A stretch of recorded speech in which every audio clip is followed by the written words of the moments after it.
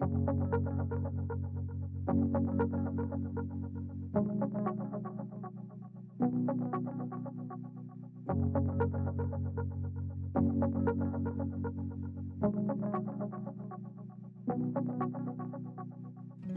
war in Ukraine, COVID-19. Over the last 3 years, we have experienced events that are beyond imagination. We never thought that there would be another war. We never thought of a pandemic of that extent.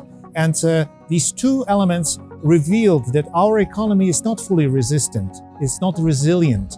It is more vulnerable to the changes. And in this region, we think very seriously about examining this situation and drawing conclusions that will help us to build the economy stronger and more resilient to such changes. We also promote SMEs. We promote those businesses that have a very high potential of changing this world, to contribute, which have the potential to contribute to this resilience of the economy.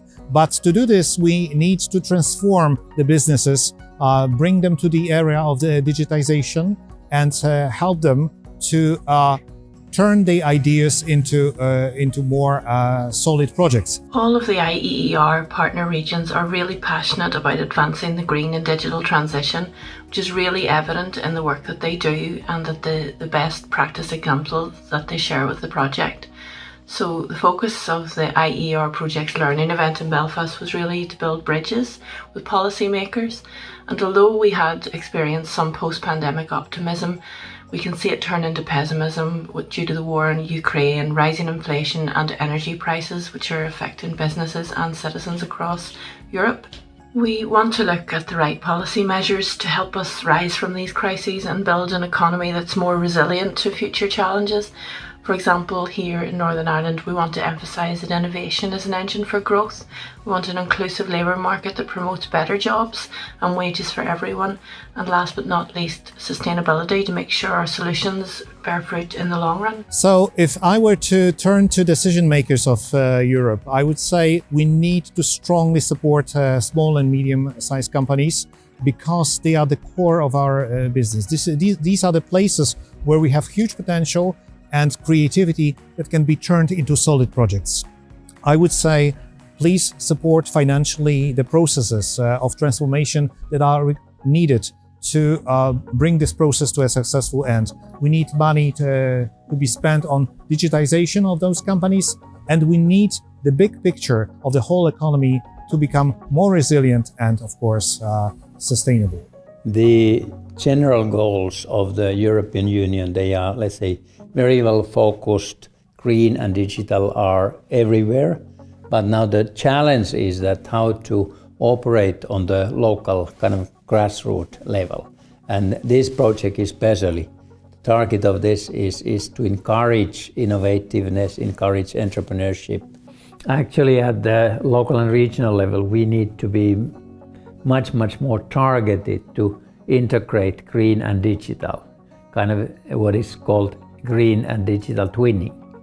And that means that we need to be more encouraged for European or even global collaboration, where the target is sustainable development, where the target is accelerating the tackling of climate change.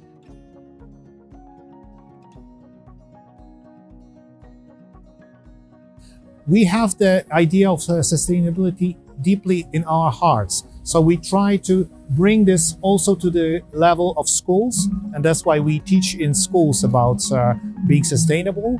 We see that as a sort of conveyor belt, where we start with primary schools, go through secondary schools, and end up with universities, and teach people to become aware of the fact that sustainable development is the core of our existence here. Sustainability for me, it's really one of those most essential global focus areas. And on that, Europe and European collaboration, entrepreneurship need to find and co-create new innovative solutions. One of the, let's say, crucial focus areas is the mentality development, so that we could, throughout Europe, close the innovation divide. That means that the less development, less advanced regions can learn from the most developed regions. But as well, we all the time need to think about the global competitiveness. So Europe needs to be more competitive than we are at the moment. And that means that we need to, let's say, extend our collaboration with the best US or Asian, let's say, ecosystem developers and startup communities. And that's, again, especially I'm looking for the young people, their interest to be the global change makers. Of course, as iEER partners, we can't tackle all challenges. We need to have a focus. So when we discussed among the group what our future actions would be, a few topics were put forward, and one of the interesting ones was impact entrepreneurship. And how do we make sure that entrepreneurs and businesses in our regions make a positive impact that goes way beyond their own bubble or their own business? That's what we want to continue to work on.